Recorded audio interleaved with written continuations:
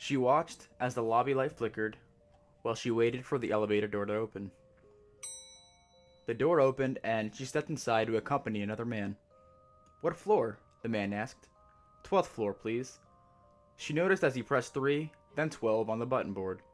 She also noticed the attire the man wore. It was some kind of strange maintenance service uniform, with a few reddish stains on it. "I wonder what that could be," she thought to herself. She studied the reflections in the elevator mirror as she waited patiently for her floor. 2, the reader said. "It always skips over the 6th floor, almost as if it doesn't exist," the man said softly. Arriving at the 3rd floor, the man got off the elevator.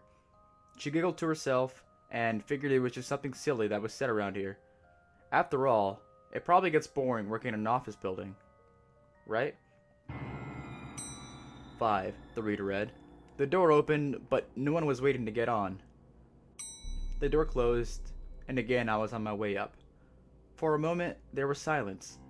I almost felt like I was not moving, but just as I was about to panic, thinking the elevator had gotten stuck,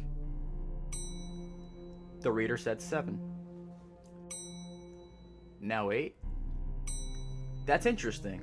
She looked down at her watch, as she had wanted to make a good impression on her first day. The clock read 1:15. With some time left to spare before work, she pressed the 6 on the Christmas tree button board and drowned out the dings as she rode to a 12th floor. Caught by the surprise of a doors opening a bit, she quickly pressed for the closed doors button, hoping no one would see her arrive and leave. She then pressed the 6 again to make sure it wasn't forgotten. And to her surprise, she actually got off at the 6th floor.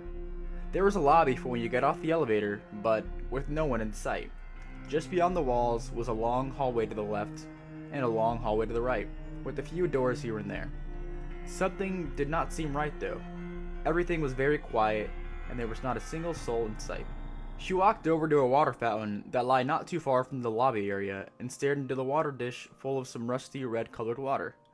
She pressed down on the button, which proceeded to make a loud screech sound, but no water came out. Drip, drip, drop. She heard as she looked at her feet. The water fountain leaked from under it and onto her shoes with the same reddish color as the one laying on top of it. "Gross," she said to herself.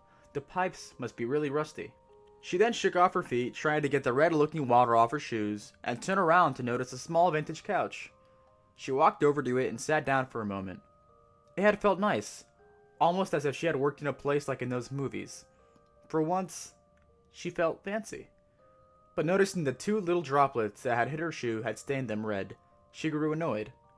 This must be what the stains on the maintenance man's uniform must have been. Great. First day and already giving off a bad impression that I can't afford new shoes to work. Checking her watch, she got up and made her way towards the elevator. She pressed 12, then the doors close button to speed up the process. The elevator went down to the 1st floor for some reason, but when she got there, no one was there. Strange, she thought. She then pressed the doors close button quickly as she feared she was going to be late. She then pressed 12 again just in case it was forgotten. She was eager to get to work. When the elevator finally hit the top floor, she got off and stepped into a lobby. This was a different setup, a very open concept. It seemed like a cute place, but again, something did not feel right. Hello? There was no one at the welcome desk, so she walked around for a bit, only seeing 3 doors. 2 of which were open, 1 was closed. Locked, actually. She looked in the first room, which contained a large conference table with leather chairs, but no one was inside. Surrounding it was nothing but darkness. The second room smelled horrid and was dimly lit. Inside she counted 3 desks, but no one to occupy them. In fact, it almost seemed like no one had occupied them for quite some time, as dust had settled over them. She walked a bit further into the room to look at the desks, hoping there would be some kind of note stating that the whole staff had been moved to a different floor, possibly because of the smell. A little far-fetched, but it was worth a try. The first desk in the room had a planter, though the plants were odd. She had never seen anything like them. Some were just sprouting, and some were almost sort of green, but mostly brown. They must be dead, she thought. Growing sick of the smell, she covered her nose with her shirt and looked over at another planter full of dead plants. This one much larger than the first, and sat in between the second and third desk. As she walked towards it to get a better look, she noticed something sticking out of the planters. Now, she knew this was not a plant. Walking even closer to investigate, the smell grew much stronger. She then stopped in her tracks and realized what she was here for. To not get any closer to the smell, she squinted at the second and third desk's direction. No notes, no nothing. She then squinted towards the planter's direction, and her heart almost stopped. From what she could see appeared to be a hand sticking out of the planter, and what looked to be a human skull. Her heart began to beat much faster. "Oh my God," she whispered to herself as she ran out of the room and bolted towards the elevator. Her senses were on edge. She had never been so scared in her life. As she arrived at the elevator, "Have a nice day" was typed on a plain white piece of printer paper and taped over the elevator button. On the paper's corners were smudges of the same red color she had seen in the water fountain and on the maintenance man's uniform. As the doors opened, she heard a shriek and quickly ran in. She pressed the door's close button rapidly and then won. She took a deep breath and then opened her eyes. Someone was actually standing with her in the elevator. She hadn't noticed them in her haste. He wore the same maintenance uniform as the man from before. No, it was the man from before. The strange red stains on his uniform seemed to have doubled.